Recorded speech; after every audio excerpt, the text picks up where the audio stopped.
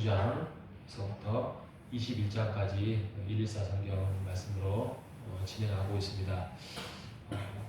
지파들에게 땅을 나누어 줍니다. 그래서 19장은 이제 시므온 지파부터 또 아셀 지파까지 진행하고 있습니다. 시므온 지파는 유다 지파 땅을 받지 않고 유다 지파 가운데 있는 성읍을 기업으로 받습니다. 그리고 유다 지파가 누렸던 그런 하나님의 은혜와 도우심을 함께 누리게 되고요. 스불론 지파는 지도로 말하면 좀 소외된 지역, 좀 외진 지역이지만 이게 나중에 보면 무역으로 팔레스타인 지방에 진출하기에 굉장히 유리한 무역의 교착점이 됩니다. 또 이사갈은 농사가 적합한 평야를 받고요. 그 다음에 아셀 지파는 비옥한 농사의 지역을 차지하게 됩니다. 비록 그들은 제비 뽑기로 그것들을 행했지만 모든 것들이 하나님의 그 지파의 성격과 은혜에 맞게 잘 분배가 되었다. 이렇게 우리가 생각해 볼 수 있는 대목입니다. 그리고 그 뒷부분에 또 19장 가면 납달리와 단 지파도 할당을 받게 됩니다. 이러므로써 모든 지파가 이제 땅 분배가 마치게 됨으로써 마지막으로 여호수아가 그 속해 있는 지파의 한 성읍을 받게 됩니다. 그 성읍이 딥나세라죠. 오늘 읽었던 딥나세라. 딥나세라는 뜻은 열매가 많은 곳이라는 뜻인데 이곳은 제가 한번 자료를 살펴보니까 원래 가나안 땅에서 가장 태양신을 숭배할 정도로 우상 숭배가 많았던 곳이다라고 이야기가 되어 있습니다. 그리고 여기 성읍이라고 하지만 그 성읍이 무슨 우리가 생각하는 성이 잘 화려하게 되어 있지 않습니까? 어떻게 보면 거의 이렇게 폐허가 된 아무것도 없는 그런 곳이었습니다. 그런데 그곳에 여호수아가 이제 땅을 성읍을 차지하게 되었습니다.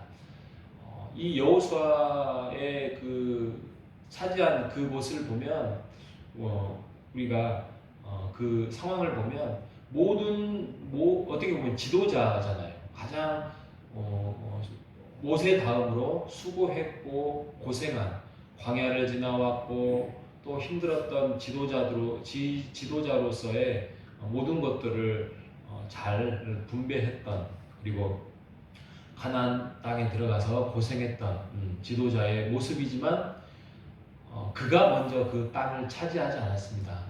차지하지 않고 12지파에게 골고루 모든 땅을 다 갖게 하고 난 다음에 가장 척박하고 우상숭배가 성했고 기름진 땅이 아니었던 그곳을 그가 머무르는 곳이 되었습니다. 희생했지요. 양보했지요.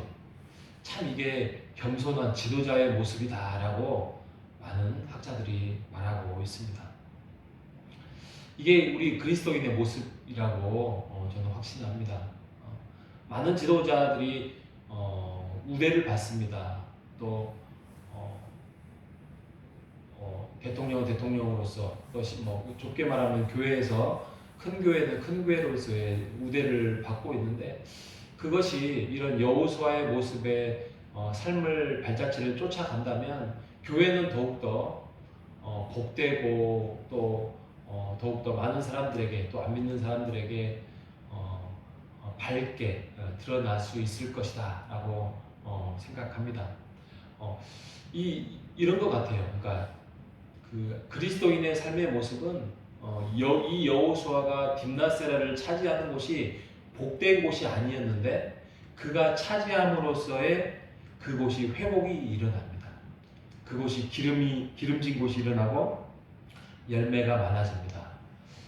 이처럼 그리스도인이 거하는 곳이 복된 곳이 아닐지라도 그곳을 우리가 임함으로써 우리가 거함으로써 회복될 수 있는 곳, 하나님의 영광이 하나님의 성품이 드러날 수 있는 곳, 그곳이 바로 하나님의 우리에게 보내신 곳이다 라는 것입니다. 우리가 언제나 밝은 곳에 있지 않습니다. 어둠에 가서 그곳에 하나님의 이름을, 하나님의 영광을, 또 하나님이 우리에게 비춰주신 밝은 빛을 비춰서 안 믿는 자들에게 본이 되고 빛과 소금이 되는 것이 우리의 본이 아니겠나라는 생각을 합니다. 우리에게 그 어느 곳에 가 있든지 간에 악과 타협하지 아니하고 열매가 많이 맺히는 우리 모두가 되시기를 간절히 바라겠습니다. 자, 도피성 이야기가 나옵니다. 도피성 이야기는 한마디로 사회보장제도 이렇게 생각하시면 됩니다. 이게 무슨 말이냐? 실수로 살인을 범합니다. 살인을 범하면 그 당시의 법으로는 무조건 이는 이로, 눈은 눈으로, 목숨은 목숨으로. 그러니까 사람을 죽이면 그도 사형입니다. 그런데 실수로 인하여서 살인을 범하는 것에 대해서 그는 정당하게 재판을 받기 위해서 도피성에 거하면 아무도 죽일 수 없었습니다. 그 당시에 6개의 도피성이 골고루 있었고 땅도 아주 그곳에 가는 것은 고속도로예요. 그래서 뭐 이렇게 험준한 게 아니라 빨리 달려가서 빨리 피할 수 있는 어떻게 보면 궁율의 장소고 은혜의 장소였습니다. 그래서 그곳에서 회중과 재판관 앞에서 재판받을 수 있는 안전성 있는 사회보장제도 이렇게 우리가 생각해 보면 될 것입니다. 21장에 가면 모든 지파가 땅을 분배를 받았는데 레위 지파만이 땅을 분배받지 못합니다. 그 레위는 왜 지파를 땅을 못 받냐? 바로 하나님이 그들의 땅이 되었습니다. 그들의 기업이 되었습니다. 대신 그들은 성전을 관리했고 제사를 관할하게 되었습니다. 그만큼 중요하다는 거예요. 한 지파를 떼가지고 하나님의 성전과 하나님의 회막 또 제사 이것들을 관할할 정도로 그들이 아무리 땅을 차지하고 그들이 아무리 복된 어떤 일을 한다 할지라도 그들 안에 제사를 빠뜨리거나 성전을 중요하게 생각하지 않는다면 그 이스라엘의 정체성은 없는 거죠. 그렇죠?